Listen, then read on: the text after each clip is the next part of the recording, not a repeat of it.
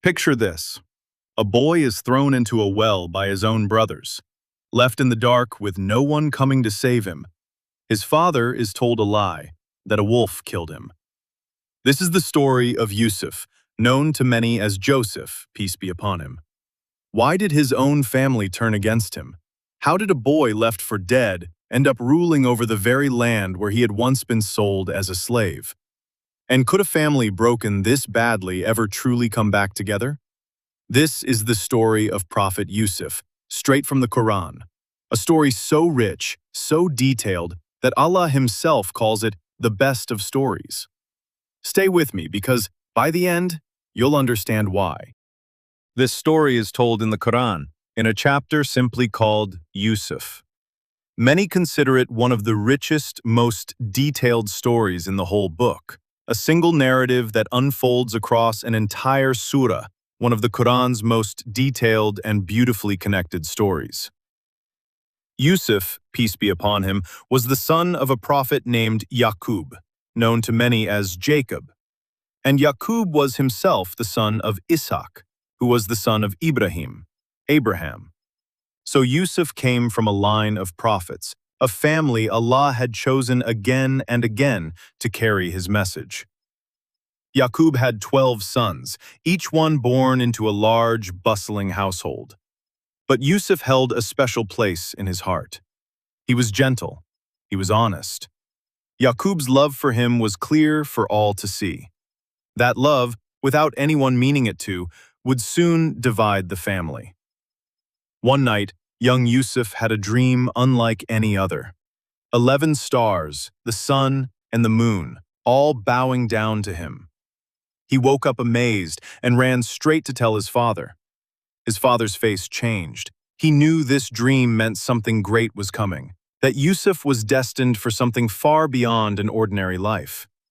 But he also knew something else, something more dangerous. If the brothers heard about this dream, jealousy could take hold. So he gave Yusuf gentle, careful advice. Keep this dream to yourself. Do not tell your brothers, or they may plot against you. That warning would prove to be more necessary than either of them could have imagined.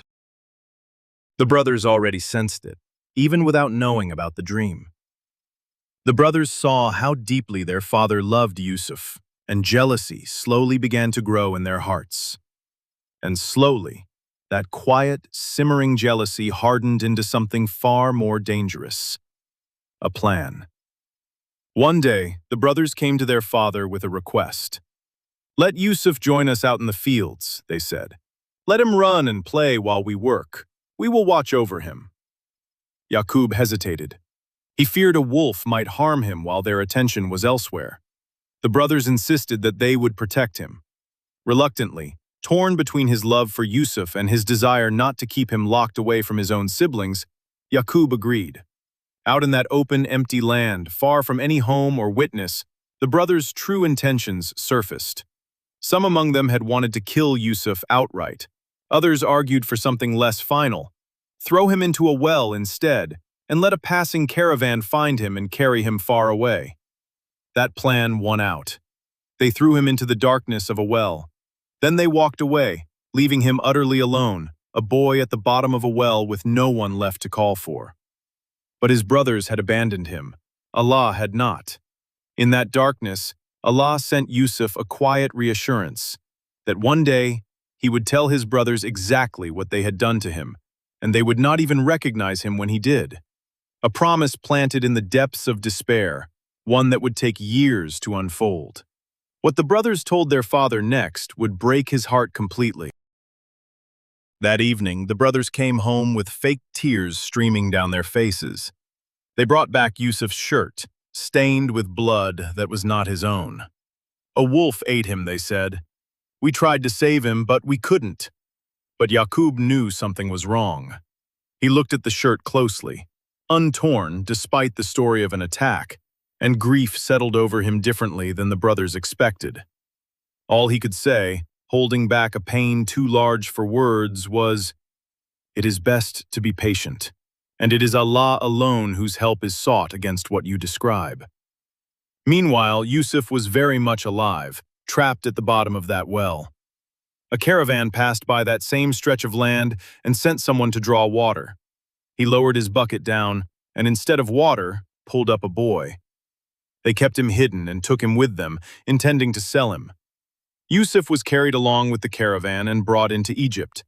There, he was sold into the household of a wealthy official in Egypt, often referred to as Al-Aziz. It seemed, on the surface, like just another cruel turn in a boy's tragic story. But Allah was already writing something else. That household, and the years Yusuf would spend inside it, would test his character in ways no one, not his brothers, not even Yusuf himself, could have expected. In Egypt, Yusuf grew from a frightened boy into a wise, capable, and deeply trustworthy young man. Al-Aziz noticed this and gave him real responsibility within the household. One day, Al-Aziz's wife locked the doors and asked Yusuf to come to her. Yusuf refused.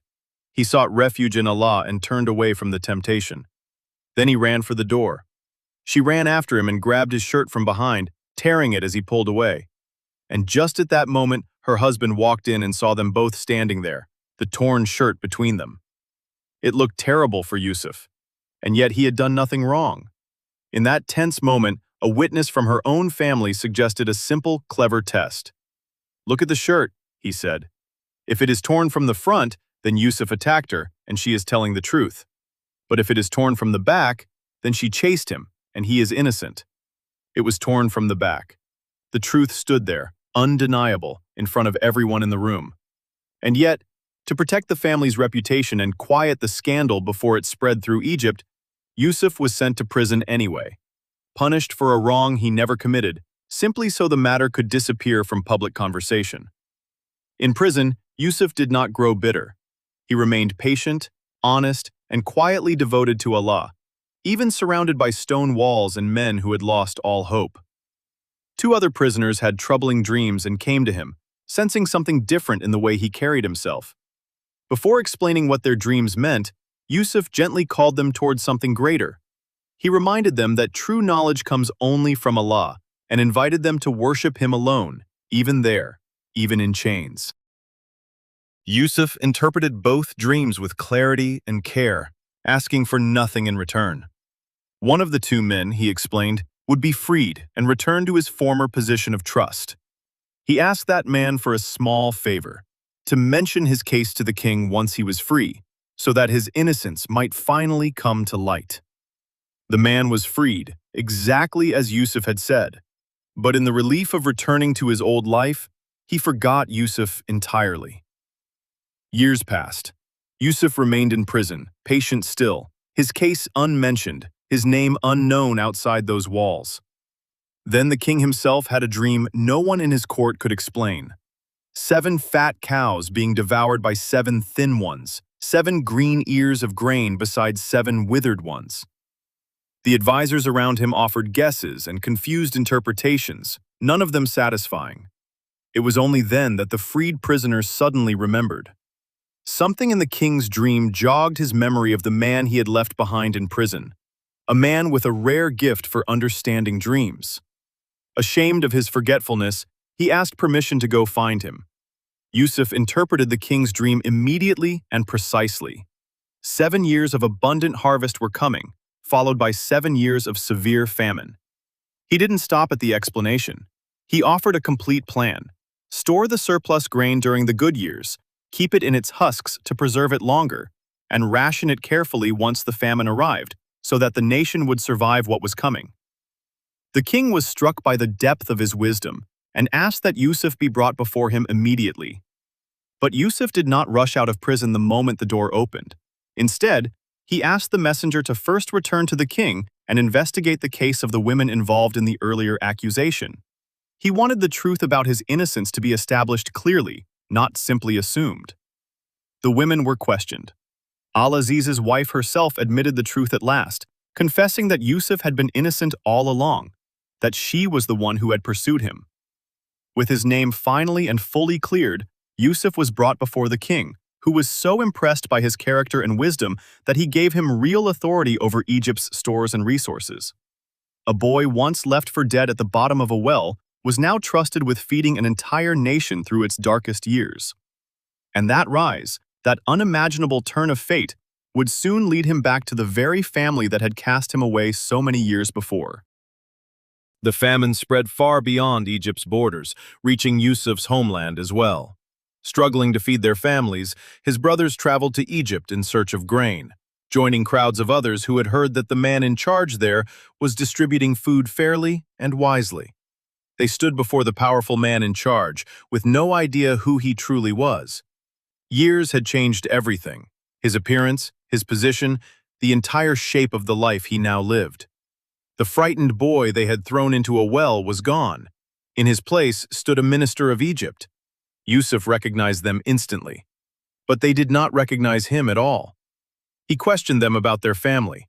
How many brothers were there? Was their father still living? And what had happened to their youngest brother, the one left behind?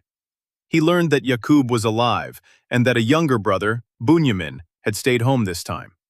Yusuf told them to bring this younger brother on their next visit if they wanted more grain, and secretly had their payment returned to them, hidden in their bags.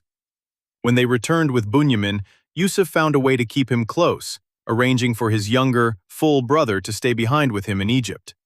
Their actions showed that something had changed. The brothers who once betrayed Yusuf were no longer responding as they had all those years before. Then, at last, unable to hold back the years of longing any longer, Yusuf revealed himself. "I am Yusuf," he said, "and this is my brother." Years of pain, undone in a single sentence. His brothers stood frozen, overcome with shame, barely able to speak. The brother they had once thrown into a well now stood in front of them, alive, powerful, and utterly unwilling to seek revenge. "There is no blame upon you today," Yusuf told them. His forgiveness was not weakness. It was the strength of a man who had placed his complete trust in Allah through every single stage of his suffering: the well, the slavery, the false accusation, the years forgotten in prison. Yusuf sent his shirt back with them, asking that it be placed over his father's face. The moment it touched him, Yaqub's eyesight, dimmed by decades of weeping, began to return. Soon after, his aging father was brought to Egypt in person. The father who had once been told his son was gone forever was finally seeing him again, standing tall, alive, and whole. When they finally met again, the years between them simply fell away, and Yusuf's childhood dream of 11 stars, the sun, and the moon bowing before him was fulfilled at last. This story is ancient, but it still speaks directly to us today. Most of us know what it feels like to be hurt by someone close to us.